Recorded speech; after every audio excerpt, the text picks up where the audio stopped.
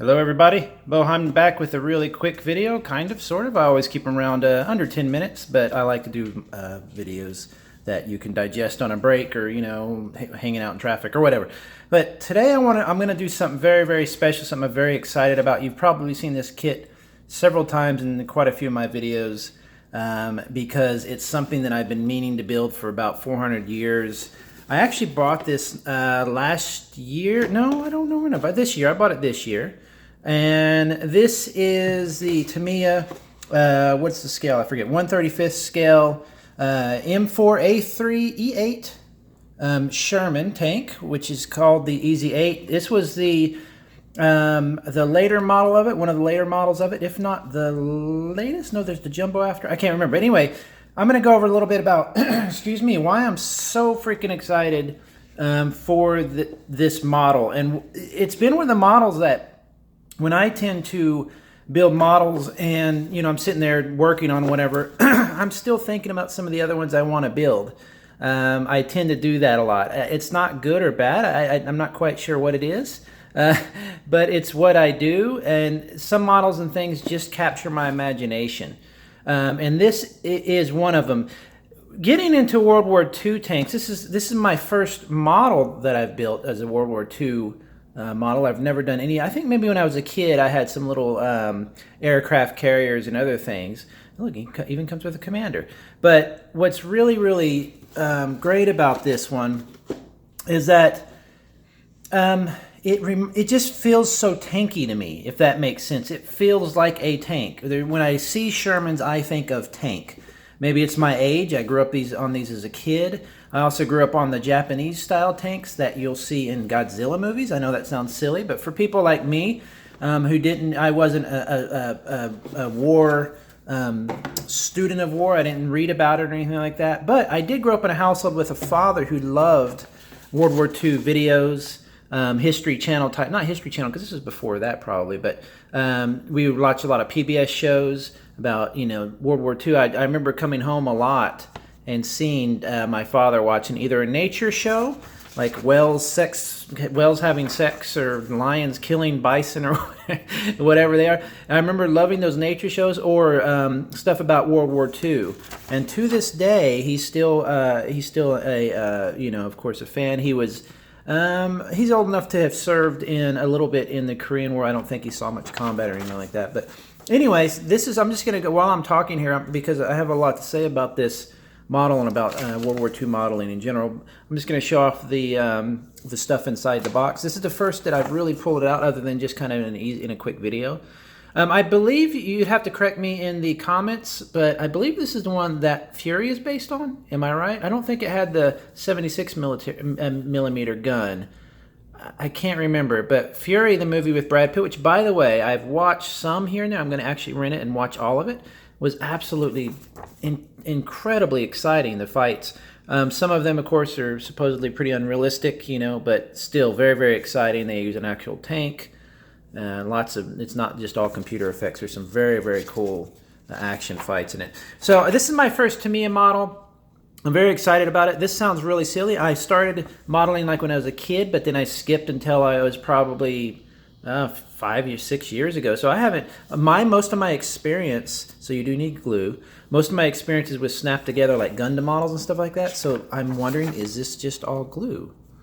Does some snap together? I have no idea, but I'm super excited to find out. And what I'm really excited to find out is I need to go into the model maker's boom hut and ask those brilliant people who do a lot of this stuff, like tips on painting it and stuff like that. I'm expecting, I should say, to make it look amazing. It's my first one. I'm good at weathering. I can do some other stuff, so I'm not that worried about it. But I mean, so far the instructions are fantastic. Look at all the little parts. Little axe. There's that little axe for clearing brush or whatever it's for. What was that for? I wonder. I can't remember. There's the this right here. This little roundy thing. That goes in there to kickstart the engine. You did it 60-something times, I think. But anyway, one thing that is a little bit odd about getting into World War II toys or models for me is, it's kind of an emotional thing. I mean, you have these amazing machines of war that capture your imagination, but at the same time, a lot of good people died in these machines. And it's a little bit heartbreaking. I was watching a documentary because I've just been obsessed with the Sherman lately. I've got my Sherman tank in World of Tanks. But it's really, really sad what some of those people went through. They really, really had look at the texture, fantastic. They really, really had some heartbreaking things that went on. So for me, I don't know, maybe it's because of my age, but it's a very emotional type of build. Let me scoot that away so focus is better. There we go. So for me, it's quite emotional. I'm excited to do it, but I get kind of that toy feeling with the Sherman tank. It's a toy. I feel like I'm playing in the playground that is World War II. But at the same time, it's a little bit sad and scary, and so it's just one of those things. It's just one of those things that maybe that's why modeling is good. It teaches us about war, or especially World War II, where so much happened. I don't know, but I'm excited to kind of go on this journey a little bit. I was never a fan, quote unquote, of World War II stuff. I always found it to be, like I said, quite scary and a little bit depressing and everything, but it's important to know your history, and also there is some really, really brilliant and exciting engineering that goes into a lot of these war machines, and that's going to be translated to the model. I mean, look at the details so far.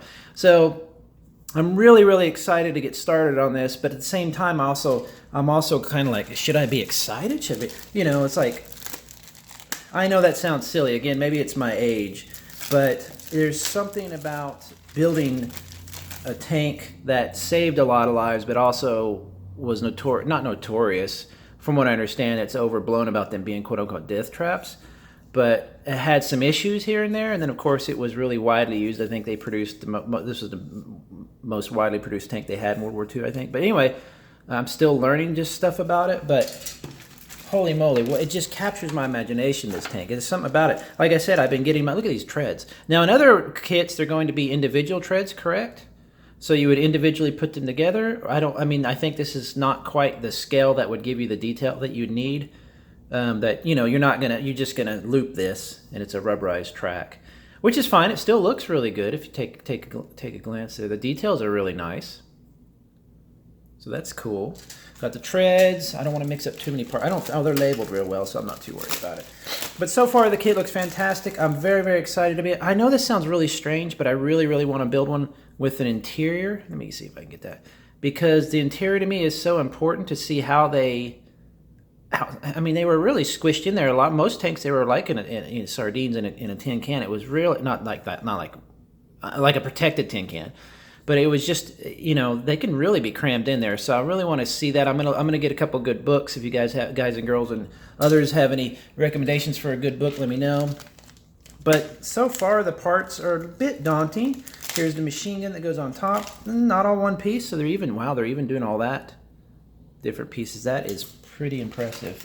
And the last thing here, this is going to be probably a long build, not because, I don't necessarily just sit down and work on one build forever until it's done. I tend to kind of skip around projects. Like I got some paint coming in, so when I get paint coming in, I'll switch to one of my custom toys projects. But so far, look, there's the captain character. All separate pieces. Look at that. See if I can get that. Come on, phone. Boop. Anyway, see him right there? It's his head and his individual arm, and he's leaning out the top here. Let me see if I can see the top, like the guy did in the movie. I didn't know they communicated this way a lot. Or they're hanging out the top, speaking, kind of crouched down and speaking into the mic. Very, very scary looking way to pilot a tank, or to captain a tank, I think you'd call it, command. But anyway, that's just a quick unboxing. I'm super excited. If you have any tips or tricks or anything about this, let me know.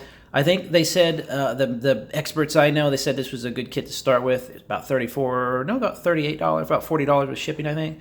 I want to move to a larger scale. My wife might not let me get it, but we'll have to see. I've got about 20 different art projects working on right now. But anyway, fantastic. I'm excited to build it. A little scared about this journey I'm going to take, but let me know what you think. See y'all later. Bye-bye.